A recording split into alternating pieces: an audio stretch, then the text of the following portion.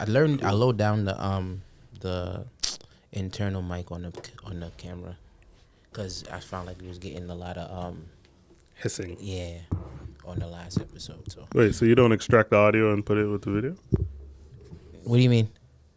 Don't use this audio and use. Listen, that dog. Bro, it's very easy. I know, but here we go. That's your sync point. Match up the two claps, and then you sync the audio, and use the clean, nice audio from here. Fine. I listen. I'm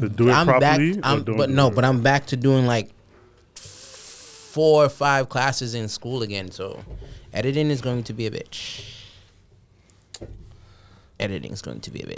Yeah. Well, hey, this is what we do to make the thing. Yeah, I know. Like this dude I know posted a story the other day. Actually, it was a post. And he was like, let me show you guys what I do to do the thing. This is this to do the thing, and I use this to do the thing, and I use this thing here is to do the thing. And they still won't My boss uses this to do the thing. So it's all about doing the thing, bro. I know. Do what you got to do the thing. I need new fucking... This thing is wrapping around my back. It's fucking with me. Yo, I look bad, bro. I need a cut. I need another barber. Shout out to the barbers. The barbers are barbering and shit. But the whole fucking... I like the thought of scheduling, but I don't like the thought of scheduling in the same advance. Like, sometimes I wake up and I feel like I need a haircut. Mm-hmm. I don't want to have to worry about having to schedule my haircut because then sometimes I don't need a haircut. Mm-hmm. But this morning I woke up and I was like, nah, this shit is out of order. I need a cut. And all my barber's appointments were gone for the day. He's booked until next week Thursday, and I was like, I'm not gonna feel like I need a haircut next week Thursday. So because they all use an app or some shit. Yeah, you know, my thing about that is, and I had a conversation with my barber. Sorry for picking my nose. Oh, first of all, welcome everybody to another episode of Politicin with the Franchise. We're here again. Consistency is key. Facts. It takes 15 days to form a habit. Facts. Ask your local crackhead.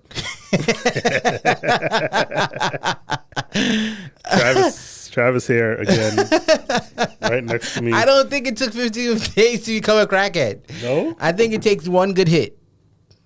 I was having this conversation with my doctor just now. She was like, because she prescribed me new medications and shit. And if anybody don't know, I have sickle cell anemia, so I get Percocets like they go out of fucking style. I get the Percocets religiously because my pain be unbearable. That's probably why I'm sitting like a fucking a etiquette school person right now. You gotta have good posture, bro. Don't let them tell you you're not supposed to have good posture as a black man.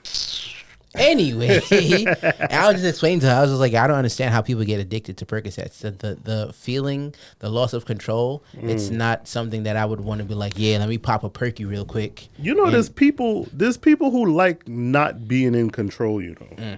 I am not one of those people. I'm not one of those people either.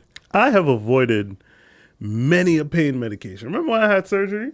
I remember. I gave you a Percocet and you called me back like, yo. I took half of that shit and I said, never fucking again. I will do with the pain. Yeah. I don't like. The only medication that I truly respect is muscle relaxers. Those are a bitch. Yeah. I took a Valium once and I was like, ooh. Yeah, it's the fucking... Ooh. I accidentally on purpose took 2 muscle relaxers. That's not a thing. It is a thing. You either accidentally did it or on purpose. No, it was an accident. This is the first time I've ever taken a muscle relaxer. So I was like, oh, I take Percocets. Muscle relaxers is for pussies. Nigga. No, it's not. It kicked in. I took the 2 muscle relaxers. I was like, oh, this shit not working. Thank God I was on my way home because it kicked in and I was like, the shit is like edibles. You gotta give it a little lead time. It kicked in and I was driving. I could not function. I was like, nah, bro, let me go park my shit and go lay the fuck down because this ain't it. Yeah, I respect muscle relaxers. Percocets is, but I've been taking Percocets so fucking long that they don't no longer affect me like that. So Perks, Oxy, I'm not a fan of Oxy. All that shit, yeah. Yeah. But anyway, these barbers again. Let's get back into that. Yeah, my barber, I don't know exactly what his scheduling system is because I respect and not respect his life at the same time. So Is I this don't show up to the shop. Yes, Okay. he is my barber. He's my barber, but he's also my cousin. So like, I love that guy, you bro. know, I fucking love that guy. he's a good barber. You know, he's very talented. So I remember. I would call him, be like, now I have the courtesy of calling him. I'd be like, yo, what's your day looking like? He'd be like, all right, come in like 4:30. All right, cool. Or if I call him like 8:00 in the morning, he'll be like, nigga, do you want to fucking come open the shop? Bro, with me? And I'm like, I remember going to him like, yo, I'm bad right now. I need a fucking cut, bro. I was like, yo, my barber is not here. My other barber is not here. What time do you come out? This nigga was like 4. I said, nah. No. What time do you come out? It became a whole conversation in the middle of setting up a party. I think we were setting up Pace. This is right before COVID, and Lee looked at me. He was like, "Bro, honestly, if I want a cut before 4:00, I gotta go pick this nigga up." He looked at me. He was like, "Yeah, he's not lying." And I was just like, "Life is great, bro. Life is great." And I love that, you know. You know, I'm not knocking the person, but I like to be in and out of the barbershop. I like to be either the first or the second person, maybe the third, the latest. And I like to be back in my crib because I don't want to deal. Like I said, I like the scheduling idea because I know that if I schedule for 12, when I walk in, I'm going directly into the chair. I don't got to worry about a next man who was here at 8 and he told him to come back at 12. And I don't got to deal with none of that. But at the same time, the scheduling shit is just like, that means you're a victim to the new age barber system, right? Because I still enjoy the classic classic barbershop, what do you call it? Experience. when you walk in and sit down. Where I walk in and they be like, yo, you want a beer or you want a drink? Because I know I go to the barbershop with the intent that I may lime for a few minutes because there may be some good conversation going on. But there may be a game on. And you know what? I think that's what that has. I wanted to have this conversation anyway. I feel like that has kind of low key fucked up the game because the scheduling situation there's no more space for actual conversations. You walk in, no more you do what you got to do, and you got to walk out. It kind of messed up the sentiments, the things that we grew up enduring as a younger kid. You learned a lot of shit as a younger kid in the barbershop. You learned a lot of stuff. I'm not gonna hold you. I've watched some of the best movies ever waiting for my haircut. But there's no longer any of that. I remember the last time, I hate this. The last time the Knicks won a championship, Jesus Christ. I was in a barbershop with my cousins, Were you my pops. 6 months old? I knew he was gonna say some shit. I knew he was gonna say some bullshit. I was with my pops and my cousins, and we were all in the barbershop. The nigga ran out into the street, the clippers pulled out of the fucking wall, and he was like, yes! And then it never happened. That was in 80 what? All right, chill out, my nigga. That was in the 90s. You a lie. You's a motherfucking lie. You only a year older than me. So if that's the case, yeah, nah, you a lie. You a lie. This nigga hating. I'm not hating. I'm just saying we all know the Knicks. This nigga hating. It's been a while. All right, it's been a while, but you know, it's still been like 30. Ain't nobody more faithful than a Knicks man. Ladies, if you're looking for a good man, look for a Knicks fan because they are loyal as fuck. Somebody said that at the Garden. At the Garden at an interview. They were like, Knicks are the most loyal partners because we stick by our people no matter what. Bro, it's sad. But yeah, I think that's missing out of the barbershop experience. The community, the thing, and scheduling has definitely fucked that up. I feel like the barber, and I would love to have a barber on the show so we could actually have this conversation. So barbers, link. We really want to have y'all here so we can have this conversation. But I feel like being a barber used to be a side hustle and now it's a career. And that is also what has changed the game. Before, people used to be like, oh, you could cut hair. And you used to work in a barbershop on the weekends for extra bread. Now this is like somebody's 9 to 5 and they don't, and I don't disagree that if you're taking up my time, you're messing with my money. I don't knock that theory, but at the same time, like I said, that has also kind of messed up the barber environment. See, but there's always been out of every side hustler type barber, there's always been one or two who it's their thing.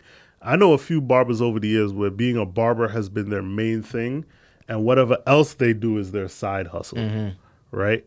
And you have to be able to dedicate a certain amount of time and a certain amount of effort and a certain amount of passion. You got to care. Yeah. Right? You can't be a barber and not care. Like, you have to understand that this is your signature. Correct. On somebody. And you can't have people out here looking crazy. And there are people. And I know barbers out here, like, and I feel like, because I asked my barber once, and I was like, yo, when it comes to this spray and this filling shit, like, what do you tell people when they come? He was like, I tell them honestly, I said, do you want to look like a fucking paint canvas? Or do you just want a little bit just to he was like, a lot of these people out here, I'm not going to say niggas, a lot of these niggas out here are really self-conscious about things like patchy beards and shit like that. And they don't understand the grooming process necessary in order to fill it in or correct. take care of that or whatever. Correct. So they rather just do the spray, but some of them do it so much that it looks crazy. My fear is with the spray situation is my biggest fear in life is going bald and trying to hold on to some shit that is just like, I'm going to happen no matter what. So if you do not participate, if you do not decide to just cut it all off, you're going to be out here looking crazy. So my biggest fear is you spraying this black shit on my head, and I don't know, my shit is receding, and I'm out here thinking I'm a bad bitch, and I'm really looking out here looking like fucking Wesley Snipes in Blade. I know dudes with whole paint on their face, like they whole. But it washes shit off, so I don't get there's no real longevity in it. So side question about that, right? Ever since I was young, my growing up instructions were you get a haircut, you come home, you take a shower, you wash all that extra hair off. So when you get all this spray shit on, will you just go right after? Like, you don't go home and bathe first? That shit. I don't How know. does that shit work? I don't know. Because you know the spray shit don't last forever. So my what do you barber who used to be out here, he moved to ATL. He used to spray, but at the same time, it wasn't like OD spray. And then, like you said, I used to go home and shower. So I never really noticed the spray unless I was like going out somewhere else and then going home to shower, like on some making a quick run type shit. I've never gotten a spray. So I've gotten a spray. I mean, it's an enhancement, right? I'm not gonna hold you. He's fucking bad with a razor. Shout out to Nito. I'm gonna say your name. Shout out to Nito. Nito is bad with a fucking clippers and a razor. Nito is the first barber I ever seen that cut my hair, shaped me up, and then cut my hair again. Like he do not leave a stray hair untouched. Feel me? And then he does the enhancement thing, and even with the enhancements, he still goes back and he shapes you up, and he tries to make it look as natural as you can. But once again, once you get home, you wash it off. So to the people who live off of that, I don't know how that works. I truly don't know how it works. Got dudes out here with no beard. It's just filling. Yo, your cheek is black. Yep. Putting and tar fucking on your shiny. cheek. It's crazy. I don't get it. It's crazy. But to each their own. I think with everything, like everything else, niggas don't know how to just they don't know how to do things in limitation. Everything is in excess. And they don't be understanding how crazy they be looking out here. And they don't know how crazy they be looking. It'll be looking like tar. But to each their own, bro. To each their own. You go out there and you become the baddest bitch you ever know. Feel me? Don't let nobody tell you you ain't a bad bitch. That's facts. Feel me? So. Yes. But so, other than that, there's some shit happening in the social streams. There's a lot of things. There's a lot of things going on. See, the issue with us recording every 2 weeks is that we be having to catch up on shit. I know we decided what we was going to talk about, but I also want to get your thoughts on that whole Tourette's situation at the what is it? At the BAFTA. At the BAFTA thing. BAFTA Awards. So, boom. He was in the movie, right? That was the whole reason he was there. He was in what movie? Whatever movie they won the award for. No. Who are you talking about? The guy with the Tourette's? Yeah. I don't know. He was in the movie. That's why. So The story I heard behind that whole situation, it just wasn't like some random nigga in the audience with Tourette's. No, I know he's an actor of some He's an sort. actor. I think the movie that won Best Picture or whatever it was, he was in that movie. He was Okay, part of I it. thought it was Sinners that won the movie, but okay, whatever. I don't know. I don't know. I don't watch awards, honestly. No. I just see clips and shit. Sinners did win awards, but I think this movie in particular, one of the movies that was in the category. The guy with Tourette's was in the movie. Right? Okay. I didn't follow it every step of the way.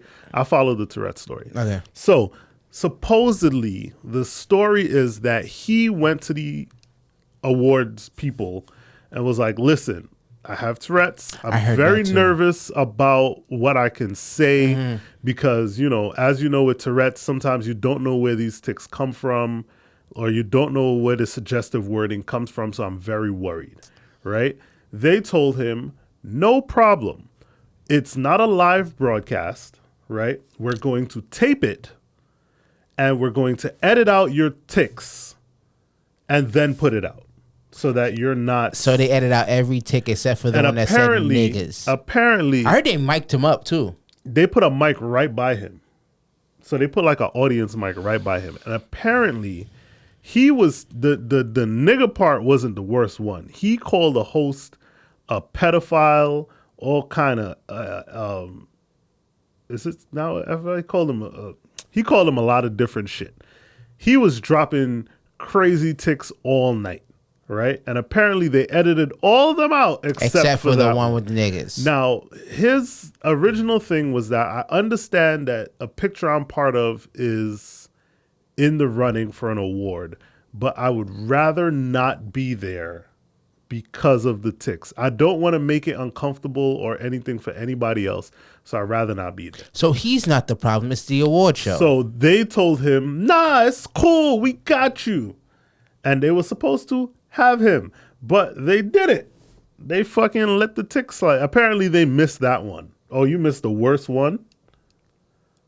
Like y'all just that missed is the worst bullshit. one. That is bullshit. So he immediately apologized, but the internet does what the internet does. Of course. And they check fucking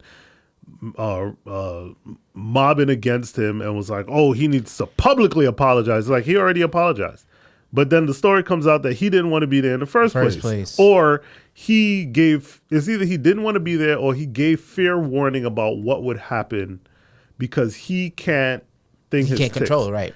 I would like to hear the unedited audio of all his tics. I would like to know who was in charge of editing, period. Because if it was a pre-recorded situation and you removed all the tics except for that one, not only are you affecting him because you make this nigga look like a racist now, and two, you what are your thoughts? Because at the same time, you let all the other ones got edited except for the ones that were directed towards the black people.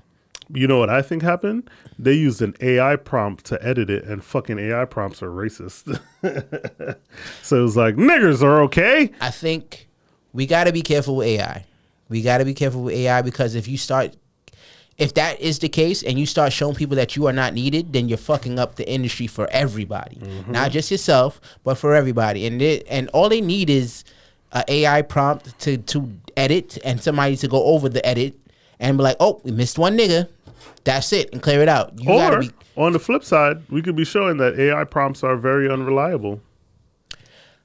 Yes, but at the same time, there's a nigga out there. We saying nigga like crazy, but there is a person out there that's going to clean that is there to like. All right, so my software, my AI app worked. It just didn't work perfectly. So now let me go tweak this so that he can replace the nigga who slipped up on the nigga. Yeah. So, we got to be careful because we are all 2 prompts away from being replaced with everything, bro. Oh, yeah. So, but I think I seen that and I was just like, That's crazy. Only thing I do respect though is how much the black community did come together and kind of like stood around Michael B. Jordan and what's his name? Yeah. What's his name? Okay, I don't so it remember was his the name. Sinners one that was, yeah. Yeah, I don't remember his full name. It's something Lindo. I can't remember his full name. But the community, the support was definitely a good look. Me personally, in the state that I am, if a nigga called me a nigga from way back in the room, I don't give a fuck what kind of sickness you got. It's gonna be some fucking furniture moving in this bitch. They didn't even flinch. That's how you incite a nigga. Delroy Lindo. That's Delroy Lindo. But also, that is to show you that he probably was ticking all night and saying crazy shit. Correct. All night. So that's exactly why they weren't like affected. if it was the first time, it would have definitely been some like furniture fucking moving. They would have. I was fuck that award. At least you would have heard the fucking audience go, "Oh my god!" Like they didn't hear. They didn't I feel like, but then they did. definitely set him up. If he says, "Hey, I just don't feel good. I don't feel comfortable being in this space," they definitely set him up then, and then they should be held responsible for that situation, and the person who edited it needs to be held for that responsible for that situation, because isn't nigga one of those things where the FCC kind of like fines you? I don't know. They don't care about us. Yeah, That that too. what's going on. That is true. That is true. That they might have got away with that one. Cause they tired of these N-words winning all these awards anyway. So shout out to Ryan Coogler making niggas mad from for years now. Right. So the hood nigga director. The hood nigga, yo, I love that nigga. No homo, but I seriously I just like how he is his authentic self in every room, bro. Braids and a mustache. And he don't talk like he just came from Oakland. When he did the interview about how he's using IMAX and Super 8 film and all that stuff, he was like, so this right here, this that Super 8 film, right? And it give you this ratio out here to make the film look like, so we want to shoot it in 2 or 3 different aspects, you know what I'm saying? And I was like, word, nigga. No bullshit, though. No bullshit. He's very good at his fucking job. That's just a prime example of it. Doesn't matter where you come from. Once you love what you're doing, and you he's one. So it's funny because somebody highlighted the fact that he was like, yo, you realize Michael B. Jordan is in all of his movies, like he don't have no other cast. And I was like, if you notice, right, a lot of these great directors and these great actors and movies, they have the same set of people around them for all of their films. They have a core team that ends up in all of their movies, right? Ryan Coogler is one of them. Another cultural favorite is Adam Sandler. Right? Adam Sandler got the same set of people around him all the time. Except for, what's his name now? Who? Rob Schneider. Yeah. They don't know why fuck with Rob Schneider, apparently. Oh, really? What'd he do? You're racist. Oh, I mean, well, there you go. He's a racist and an asshole, apparently. No. Well, so yeah. There's a couple others who do the same thing. Eddie Murphy kind of has the same team around him all the time. Dave Chappelle has a lot of the same team around him, but that's, he's not doing feature-length films. I also feel like if it ain't broke, why fix it? Exactly. If you have a formula that people like. If y'all are collecting awards on an uncharted amount, why would you go with somebody else? But you also have to understand, you have to know how that person works. Like, I'm pretty sure he's not going to put Michael B. Jordan in every role. It has to fit who Michael B. Jordan is as a person. So, but it seems that he writes movies for Michael B. Jordan, for that characteristic. Ain't broke, don't fix right? Because realistically, did you see Sinners? I did. Who else could have played the other twin? Who could have played Smoke or Stack besides? They said that he was so into it that like he would wear different shoes so that he could walk a different way. He changed his face so that one character could have a dimple and the other one doesn't. Yeah, I saw that in a thing yesterday. That is professionalism. That is fucking dedication to your craft, bro. So if it ain't broke, don't fix it, bro. Goddamn right. If it ain't broke, listen. These was the only 2 niggas I know. I seen Fruitville Station. We talked about this. I seen Fruitville Station, and I wanted to go fucking slap everything with a badge, bro, because I was like, that is just some bullshit.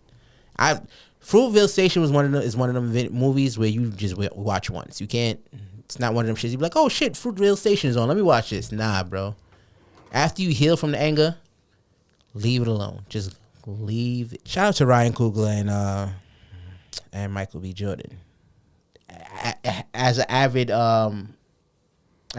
Wire watcher, have you seen the growth from Wallace to Smoke and Stack? Doesn't it impress you? Yeah, definitely does. You can see the confidence, the difference in the confidence and shit. But From the young kid trying to figure it out to to the adult that got it down pat. Yeah, yeah. So, but yeah, you know who else has leveled up lately? Who that? The lyrical exercise of the Harris family. Nigga.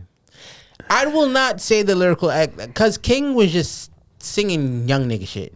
Yeah. Well, his brother was writing his rhymes for him. I'm convinced. Why do you think that? I think the brother was writing rhymes for everybody. He is a fucking beast. He is a beast, right? He can write. He can make some music. He is a beast. I'm not even gonna hold you. You could sit down and just it. That is the most sophisticated diss track I've ever heard in my life. Shout out to 50 for helping these niggas break out of their funk. I don't want any static with 50. And you know what's funny? 50 Cent is a fucking genius. He don't play fair, and that's the problem. He don't pay fair, and he will let you run this race by yourself. Because he hasn't said anything at all, right? I don't even know if he apologized, which he wouldn't. He wouldn't, right? But these niggas is just putting out track after track after track, and it's waiting for a response, but it's you can't fight a one-sided battle. So right now you just putting out music that niggas been waiting for, right? Niggas been. I remember I heard last year they were like, "Yo, we need an old school T.I. track." I remember hearing somebody say that, and now it's "Yo, bam, we got it. This is what I got to do to make y'all niggas rap." I don't even know if I want to hear T.I. anymore. I want to hear his son. But the T.I. put out something too, and it was. I didn't really listen to T.I.'s. He put out some shit too. I heard King. Dope. I heard Damani. I don't know if the daughter was AI. I don't know. But the daughter had a little "watch what you say about my mother" situation. And when the stepkids are defending the stepmother, that's a good look. That's a good look. The only issue is this morning I was watching clips from the Breakfast Club in which we need to discuss that too, because they saying that their view iHeart made them deal with Netflix. I guess their clips come on Netflix now instead of on YouTube. Oh yeah. And they're saying that viewership is down. Of course. But not everybody fuck with Netflix. A lot of people stop fucking with Netflix because Netflix is expensive now, bro. And unless you want T-Mobile and you get free Netflix, correct. A lot of people And is it really free? It's in your fucking bill. You don't see it. It's not free. Ain't nothing in America free. I don't know, but it is Netflix with ads though. Oh no, what kind of bullshit is that? So you gave me the lowest package. Yes, you gave me basic cable. Yeah, it's with ads. That's bullshit. That means I would never watch Netflix. I hate ads, bro. I just started watching 911 on Hulu, and it's taking me forever because every time an ad comes on, I lose interest. I hate ads. Hulu is the king of ads. I feel like you watch 3 minutes of a show, ad. Yep. So, I mean, niggas gotta make their bread though, so. I mean, if you don't want to pay for the subscription, you gotta pay for the ads. But the subscriptions are expensive now. Everything. And the Fire Stick is now cracking down on. I heard. Apparently, Fire Stick. But we ain't even gonna talk about that because niggas be listening. Always. Niggas be listening. Always. But yeah, apparently. Fire Stick started cracking down on the jailbroken shit. Bro. The other day I was trying to watch some shit and it was like, yo, this is so and so and so. And I was like, oh, I didn't know that. Right? And then I went to go click on it and it was no longer in able to use. So niggas want you to pay for Pluto. Not Pluto, Peacock. Niggas want you to pay for this. That's a cable bill.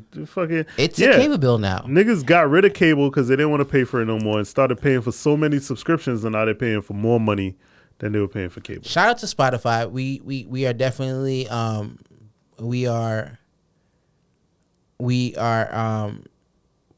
what's the word I'm trying to fucking find?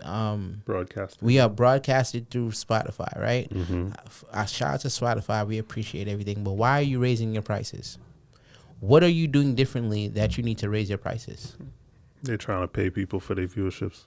I don't know. Who knows? I've been contemplating getting a Spotify premium. I got a student account. Shout out to my school for that hold down. Oh yeah, I know how I can get mine now. I have had Pandora for the longest. I've been rocking with Pandora for years. You pay for Pandora, or you just? No, I pay for it. I ad free. It's like $4. And so now that is still rather cheaper than Spotify. That's my issue, right? The way with a lot of the work I've been doing now, I have clients who be like, "Oh, we put together this Spotify playlist. Can you play it?" And I'm like, "I could play it, but I don't have premium, so you're gonna get some ads." And they're like, "I don't know about that." So I'm considering getting. But then you should walk with your own spot. Give me a Spotify login and call it a day, bitch. These women don't want to give up their Spotify because they're scared for people to listen to the shit they be listening to when they're alone. Every woman listens to fucking Meg Thee Stallion and Cardi B. I'm not even judging you for that shit. They be hard. Every woman has a little HOE inside of them. I saw in a woman's Spotify once, the Spotify playlist said Night Times and NWA. Night Times and NWA. I didn't look further into it. I didn't look at the track list. It could have meant anything. But to me, who's gonna judge you if you have a sex playlist, my nigga? That's your I don't give a shit. No, that means you listen to fuck bitch music at night. When you flicking your wrists or whatever the fuck you doing. But there's some hard R's going down in your playlist when you by yourself at night. Feel like we as black people have learned how to code switch with our faces, because there's been times where I've been in public and I've been listening to some shit and I keep a straight face. Like, oh yeah, I've been doing that I remember in the hard Bashment Soca Skull Candy headphones days. You listening to some hard Soca 7:00 in the morning, you just stone face. We're great at that. The amount of times I done listen to some Alkaline Cracker Dawn going to work, bro. That too. Listen, who are you to judge me with my music taste? But I mean, it's none of my business. I'm literally just into your shit so that I could do my job. Nah, they don't be trying to get that up. And you know what it be? It's the audio books. They still be listening to them Fulton Street books on audio on Spotify. They be listening to Zane.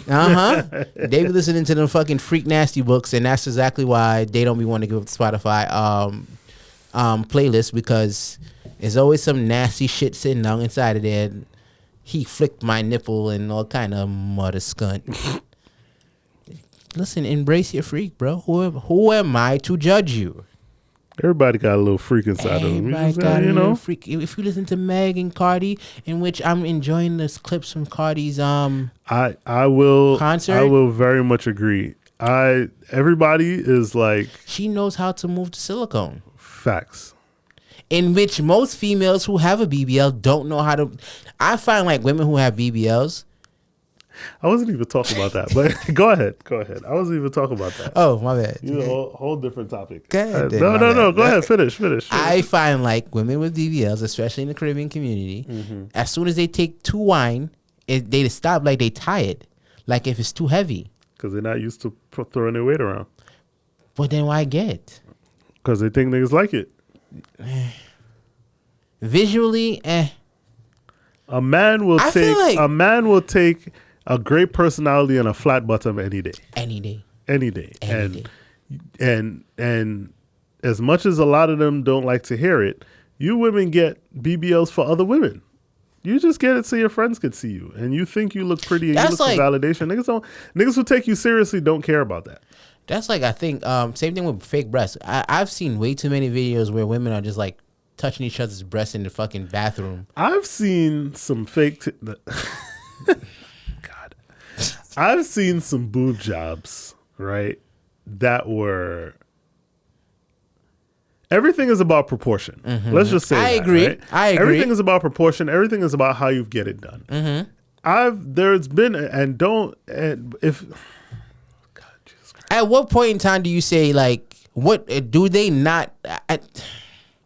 This is my beef. I've seen there's a woman I've met once at a social gathering, right? It was at a party or some shit. It was whatever. It wasn't nothing crazy. She said she was completely flat chested, right? She got implants done. But the implants looked so natural. Like they had a little sag to them. They had a little thing. And she was like, touch it. It's so nice. And I was like, wow, these are fucking great. But then I've seen other ones where it's like you've put a cantaloupe in your chest and the shit high in your throat. You can't fucking breathe. And it's like, who likes that?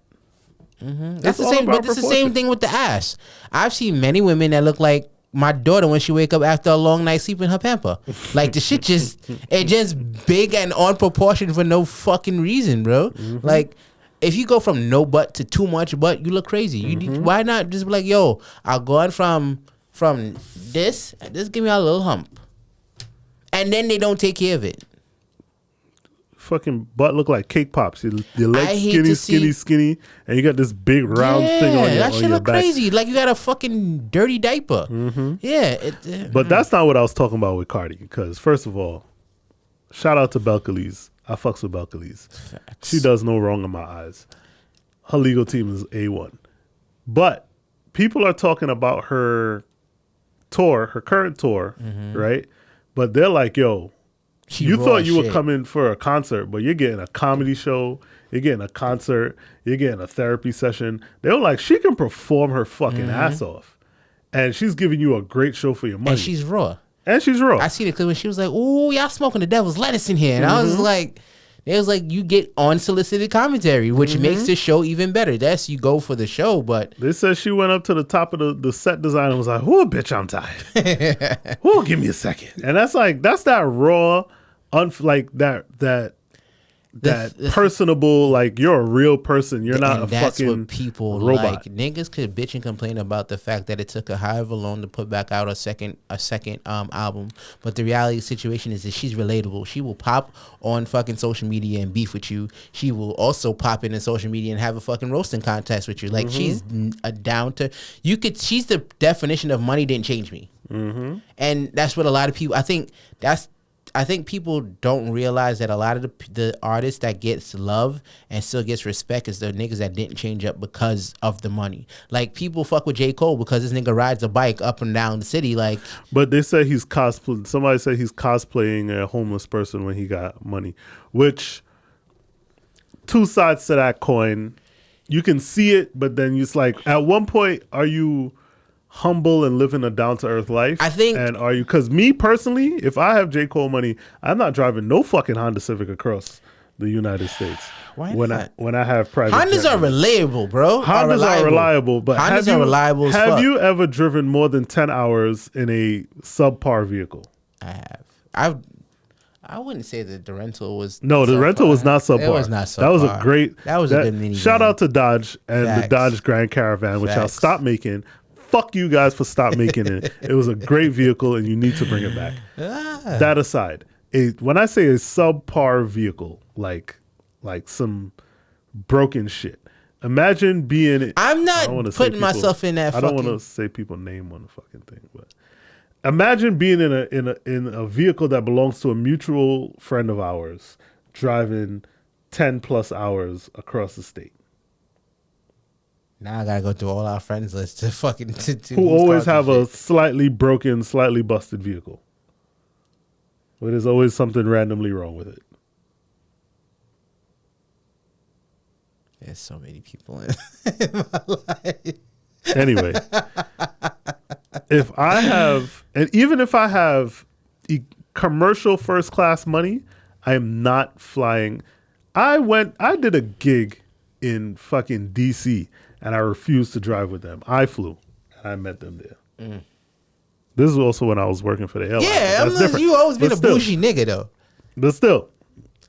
I don't think he's cosplaying a broke nigga. I think if you listen to 2014 Forest Hill Drive, you realize that he realized like, yo, money is great, but it doesn't like define you. You shouldn't let money define you. And that's great, right?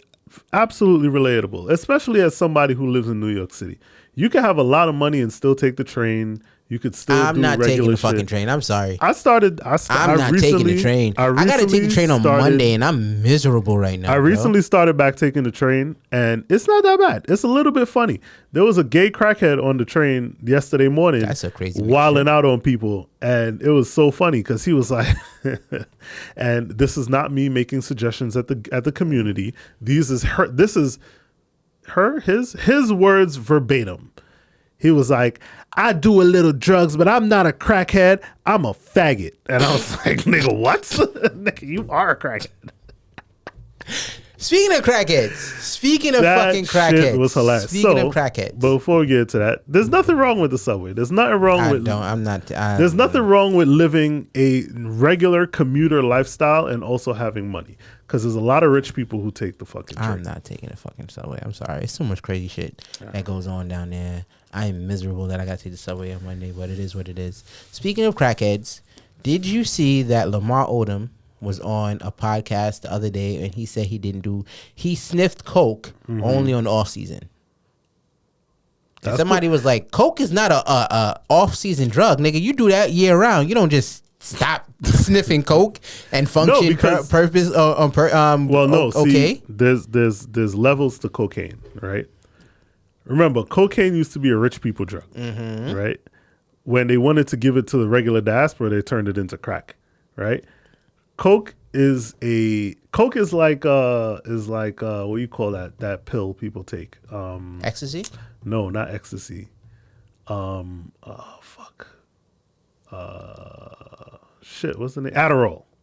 Okay. Right? Where it kind of wakes you up, gives you a little energy, makes you feel good, but it's not addictive. Like, it don't stay on it, right?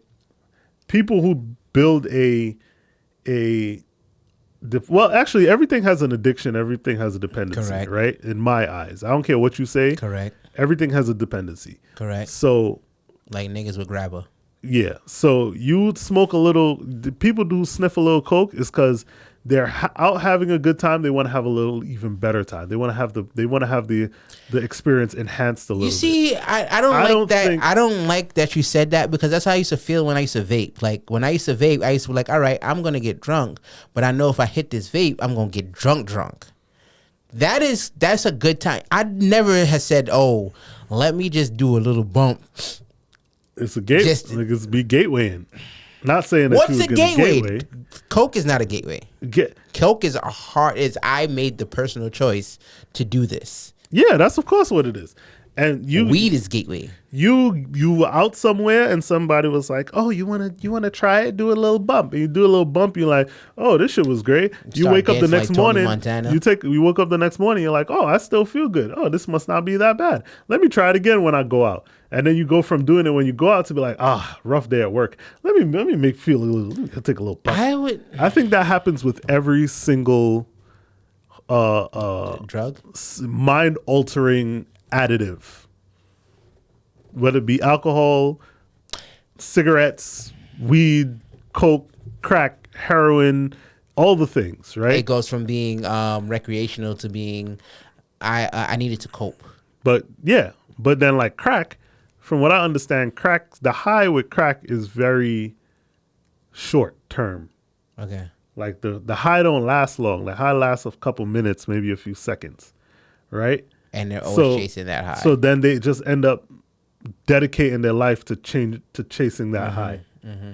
So it's like, I need it again. I need it again. I need it again. So it's like your situation is probably so bad that this high takes you so far away from that situation that you just need to. I don't want anything that lasts like a couple of minutes and then I have to chase that high again, because then that means I'm really not getting away from my problems. I'm just numbing it for that few seconds or that few minutes, and then I still have to face it again. That's not. I the other day I was taking Kia to work, and there was this lady standing in front of the fucking liquor store, and she was pacing back in front, and I was like, oh, she is an addict. Mm-hmm. You could tell she was like irritated at the fact that they weren't open yet. And I was like, miss, it is 9:00 in the morning. What the fuck? Some niggas need it. You better go get some rubbing alcohol. Some niggas need it. You better go get some rubbing alcohol. Or, there's some people who thought they fucking around and do magic mushrooms, and now all of a sudden it's like, damn, I got enlightenment. Now I don't need drugs no more. I want to do shrooms, but I'm afraid. I heard it's not even that it's a good time, that it's enlightening. There's like you need to figure out exactly what headspace you're in before you do You've shrooms. told me that I want to do shrooms, but I'm afraid that my inner child just ain't ready for it. I don't want to talk to that little nigga in a bad headspace. You're gonna sit in the corner. You're gonna sit curled up. You're gonna have yourself a good cry, and then when you're done, you're gonna be like, all right, cool. Let's face life. I feel like I want to be established before I talk to the little kid in me. Because I don't need to be like, nigga, we still figuring it out. I ain't gonna hold you. We just figuring it out without our parents right now. And that's okay. Sometimes you got to. I want to be that nigga that wakes up and be like, the world is not that bad, You just need to. And I think the after shroom is what brings that out. And that's what I've heard from most people. They were going through depression. They were going through all kind of shit. They tried shrooms and had a moment of enlightenment. And they had a nice cry. And then they were like, all right, life is not that bad. Maybe for 40. Maybe at 40 I'll do that's my big 40. That's too far. I think you need to do that this year. Nigga, I didn't even know how old I was the other day. My birthday is coming up and I was like, I'm about to be 34. My brother was like, you sure about that? And I'm like, you know how I gauge my birthday off of yours? I'm like, this nigga is a year older than me.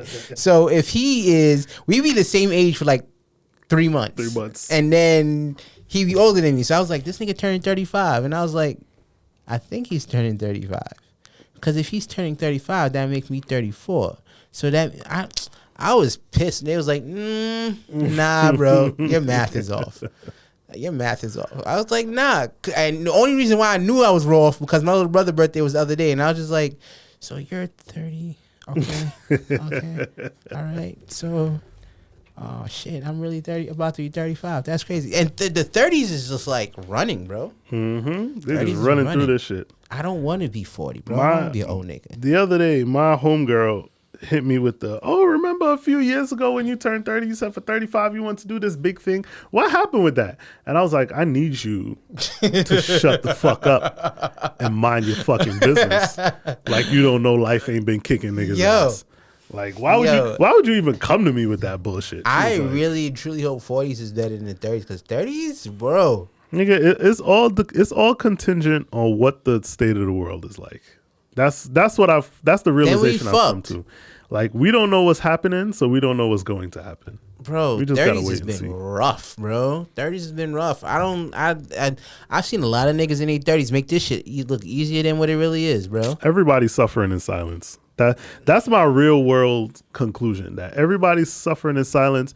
Some people know how to mask it better than others, and some people just like mask it with like making shit look okay. Correct. Right? And I'm very good at not making shit look okay. How are you doing? Nigga, I'm struggling. I'd be like, that says a lot. Like, my cousin was like, you know what I love about you?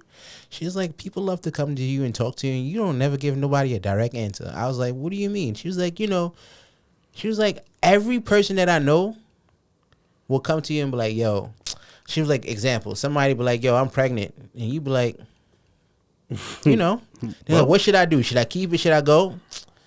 Whatever you feel like doing. She's like, you never give a direct answer. I was like, because I don't want nobody to say, well, Sean told me, your flight told me. Nah. I'm here to listen. You know what's funny about that? Me and Lana went to go see a play the other day called Window Man. Right? It's a play written by a friend of hers and her husband. They have a little like, not little, it's actually a big deal. Okay. A theater company, and they dance and do plays and shout out to them. That was an amazing play. I loved it. So the premise of the play was that there's a home, like basically like I wouldn't call it a hostel, but like it's a place that if you needed somewhere to stay, you needed somewhere to reset yourself, you needed just to like get your shit together. Like a safe house? Like a safe house. You could go there and stay and be part of their little community and get your shit right until it's time for you to move on. There's a guy in that place, they called him Window Man. Window Man sits in the window every day and just stares out the window. But apparently you could go sit with Window Man and Window Man will help you through your problems. Right? So Window Man's like he smokes some good weed. No, He just sit there and he do the same shit. Like, people come to Window Man, they talk about their problems, and like at this point in the play, people's like, yo, I heard Window Man, I heard he's the guy to talk to. I need to talk to Window Man because he helped my boy through his stuff. And Window Man is always like, I ain't help nobody with nothing, bro. I'm just here. Like, Window Man don't speak. He don't really speak. He just kind of sit there and let you talk, right? And he lets you talk yourself through your issues, and he just kind of give you the... So he Jedi mind tricks you. Like, he give you the, I mean, if that's what you want. If that's how you feel. I feel like that's what everybody needs, though. Everybody needs that person to just listen. Yeah, sometimes you don't need a nigga to say shit. There's too much people who thinks they're being good friends by giving advice. Sometimes you don't need to give advice. Sometimes you just need to listen. And you have to genuinely listen. And not genuinely, not listen to be ready to throw shit back in the nigga's face when things don't go your way. Yeah, exactly. So you just need to be critical. Like, I have a couple friends who confide and talk to me about things, and I realize I don't give them no real advice. I just be on some, okay, that's what you, okay. Sometimes you just gotta let niggas get it off their chest, bro. That's all it is. That's all. Right. And sometimes, what the biggest healing factor is? Saying it out loud.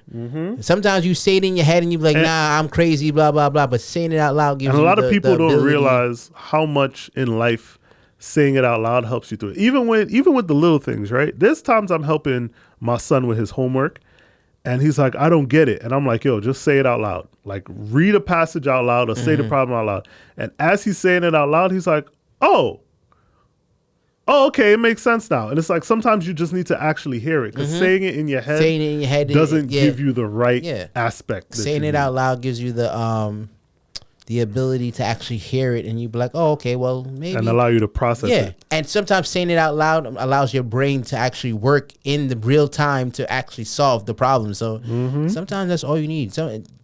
But niggas don't be listening. Everybody listens to respond now. So that's they listen to respond, not to understand. Because everybody's a fucking therapist. Yeah, I'm about to get rid of mine, but I just feel like therapy is a good thing. Don't get me wrong. But your therapist there has to be some kind of connection, some kind of relatability between the two of y'all. And this is why I be like, yo, I when I first started therapy, I was like, oh, I sound racist because I'm like, I want a black woman. Or black or Hispanic woman. And I was like, damn, that sounds racist. But then it made sense. My first therapist, that was my nigga, bro. I'm mad she gone. Shout out to you, wherever you at. Hope they pay you more because you deserve that shit. Hey. But I had one for like very, very short stint. And he moved away. I don't know where she at now. I think we're Facebook friends. Nah, that's weird. Is that weird? Are you allowed to like friend request your therapist? This is after. Okay. I don't know if I want to go look for my therapist, though. She was a real nigga. She was a real nigga.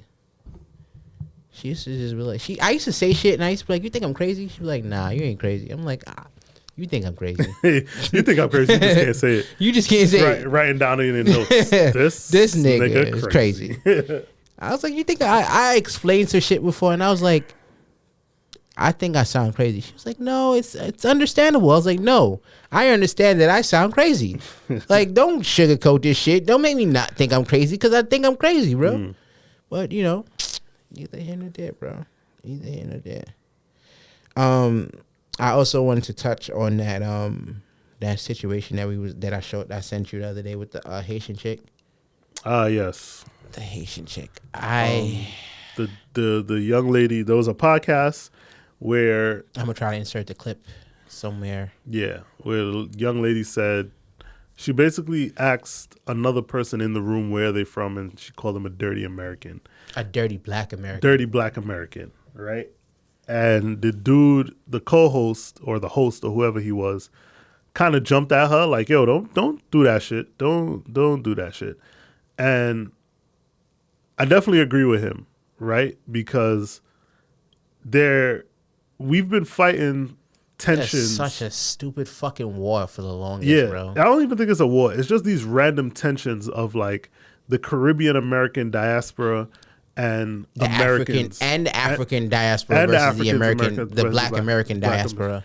And for some reason, that conflict has also transpired between people in the UK and Black UK people and Americans, where we all know, right, that if you're Black and in the UK, you came from somewhere, right? So nobody's British. Like, I'm British, but my parents are whatever. So they all have roots they can tie back to. But you talk to an American and they're like, oh, where you from? Oh, I'm from America. My family's from here, right? And they're like, no, but where you from? And it's like, no, this is their lineage because they've been here for over 400 years. I firmly believe that there's no such thing as a full-blown American anymore.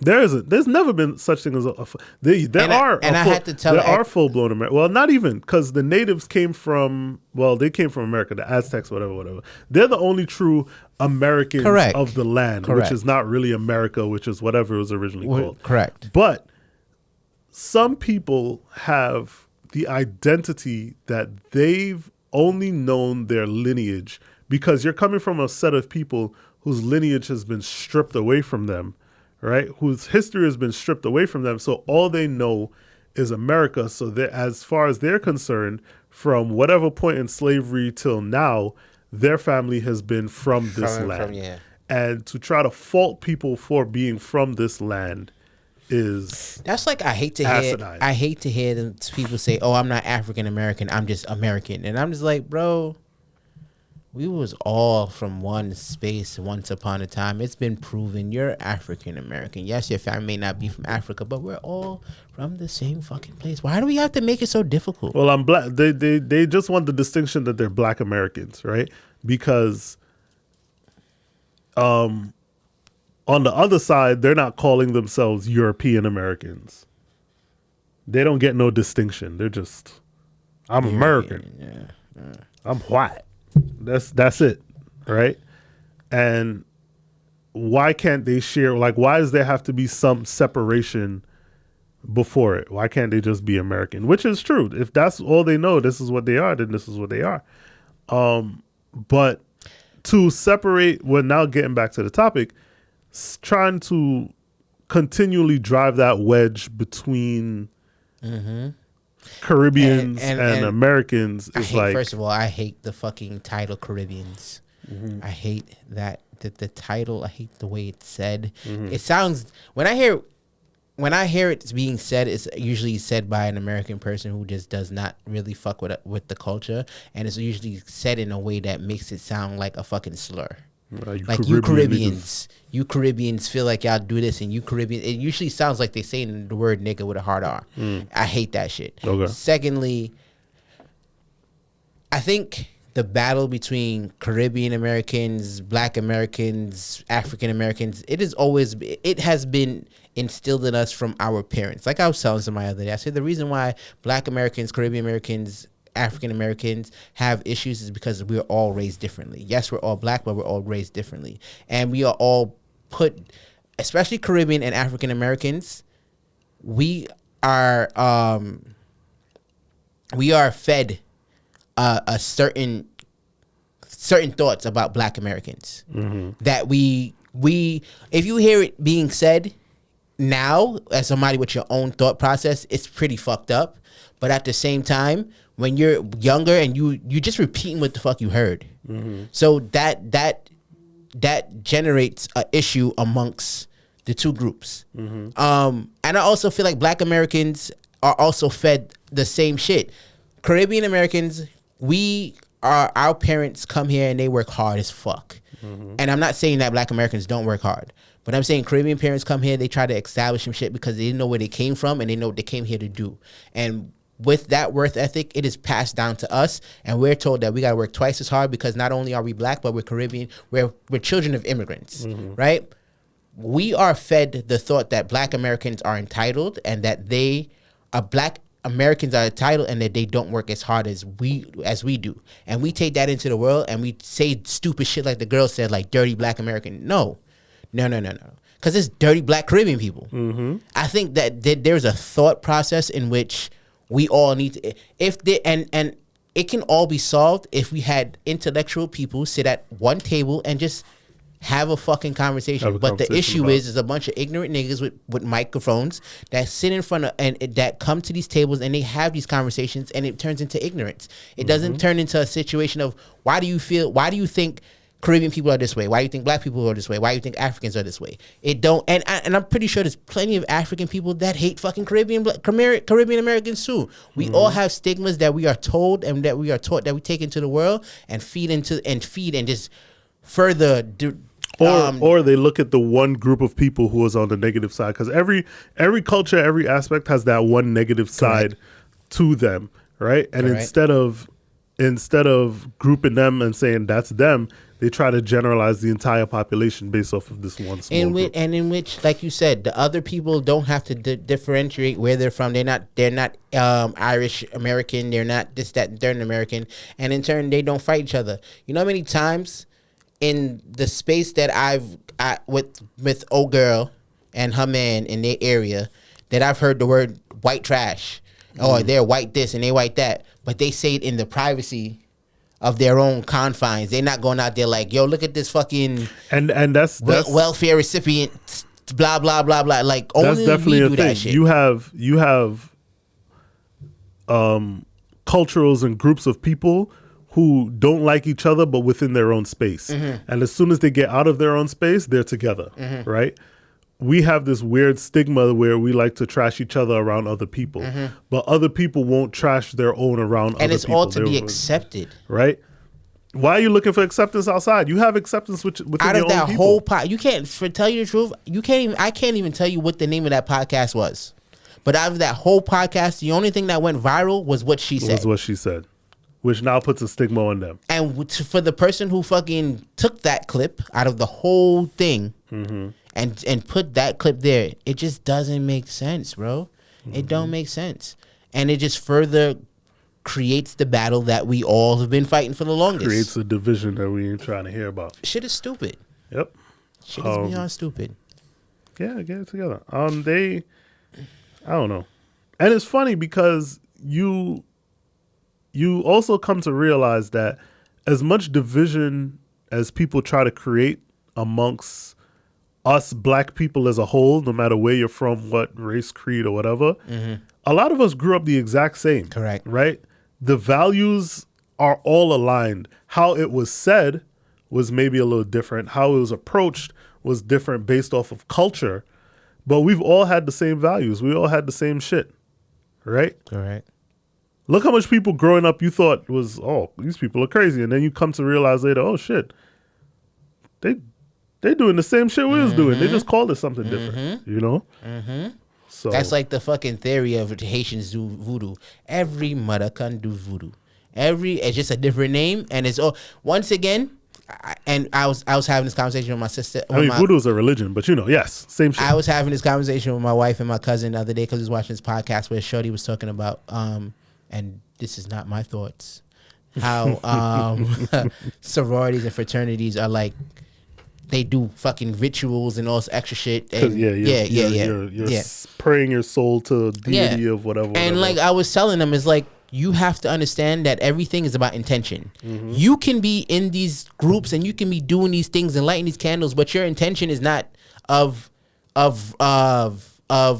spiritual whatever. It's literally just doing something to be a part of something. To be a part of it. Yeah. You don't know. Because there was a whole thing, there was a whole situation I remember over the last couple of years of people like renouncing their sorority because it's not Christian and they're worshiping false idols or whatever.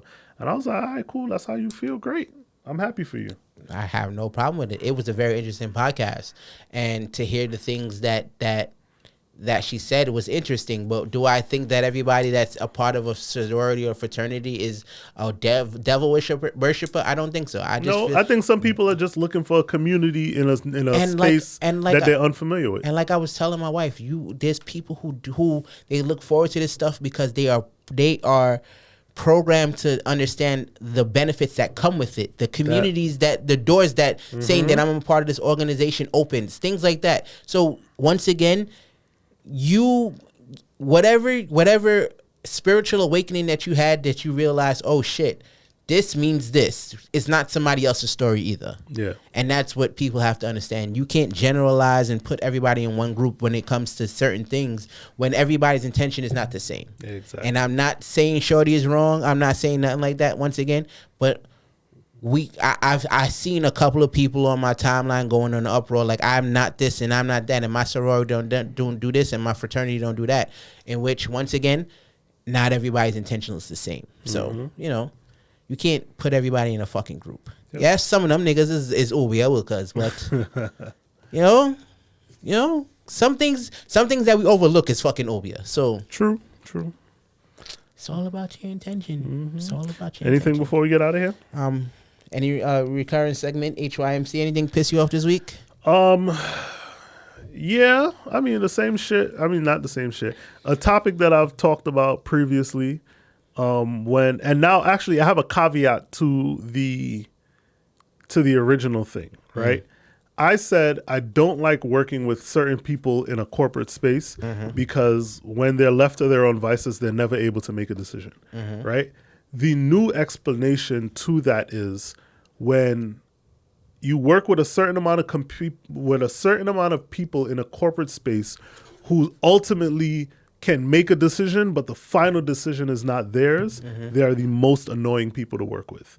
Why? Because they're not looking for the betterment of the goal of the task.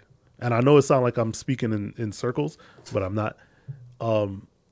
It seems like they're working for the betterment of the task, but they're working for the acceptance of the person who has the final say, which is the boss. Okay. Right? So in this instance, let's take this past week, I did an event where a group of ladies had to make a decision on simple uplighting color, right? None of them would back down on what the color should be. One thinks it should be brighter, one thinks it should be darker, one thinks it's this, but their all common goal is that they think the boss would like this better. So they're trying to think of somebody instead of asking that person. Yeah, and because they are afraid to just ask the boss what they would like, they're all trying to assume what would be best fit for the boss so that they can get the acceptance of the chance that the boss will walk in and say, oh, this is an awesome color. Who picked it? And they'd be like, oh, me, you know? So they all spent literally 2 hours trying to figure out what color should be the best or what music playlist should be the best, where it always ends up being some other person who just rips the Band-Aid off. Rips the Band-Aids off, comes over and goes, yo, just fucking do this and do this. Call it a day. Done. We're done talking. And then they all just kind of look at each other and was like, oh, okay. And it keeps happening. And it keeps happening. I wish I could record it and video it and like make it a series of why you don't leave them in charge. And it's never the same group. And this is why I say it's never the same group of people and it's never the same company and it's never the same situation. But it's always the same situation. It's never the same people. It's never the same company. But it's always the same situation. All right. And it continuously pisses me off every time I see it. I'm tight because the framing was good, but I just moved it a little bit better and the framing looks even fucking better now. No, well, sucks. So be it. The only thing that I have to speak about is the situation that I told you about the other day where I was watching that shit on YouTube. I mean, this is no like disrespect to Queen's Flip or anything, but at the same time, it's kind of like I watched the Trinidadian content creator vlog that he did in Trinidad and he put on YouTube, and it was it's a dope thing, but I just think he was trying to flex his muscle a little bit too much instead of it letting it be natural and be just like everybody just hanging out talking shit and blah blah blah blah blah. It became a thing where they were all just enjoying each other's company, and he's just like, yo y'all, like, yo, let's do this, like, let's do this, yo, y'all not listening to me. Like, he just tried to make it more complicated than it needed to be, in which if you know the people that you're around and and what you're dealing with, you have to know that you would have got mad views just off of the fact that you have every major content creator in a country in one room. That's something that nobody ever thought would happen, because they always, you know how people like to say, all right, excuse me, we have a podcast and our homeboy down the block got a podcast. We all coming up, we all growing. They gonna put us against them. So in true form, niggas was like, Trinidad is like war. We already know that. That's beside the point. So we understand that Trinidadians like to compete with each other and create bacchanal for no reason. That's it. Let's go. I plan to go back to Trinidad. I never said no. We can go back to Trinidad. Ain't nothing. Listen. Everybody knows, and Trinidadians have said it themselves, that we are very much bacchanalists when it comes to our public spaces. And we just like niggas like a little bacchanal, and that's all it is. And so that's why they put all these. And then also the fact that you had people like, we consider Kyle and like Samson the newer generation of content creators, but they also had Rhodey there. They had a younger gentleman who's still in school. Like, he's still in school. He was there. They had Sonny Bling there. To see Sonny Bling, Rhodey, who was considered the older content creators, Samson and Kyle and Junior Lee being the current ones in the future, all in one area, that's a fucking big thing. And people would have been looking at it and taking it in no matter what, because they were all in their raw element. But it just seemed like Flip was just trying too hard to be the orchestrator, the person to control everything, and it started becoming across as arrogant.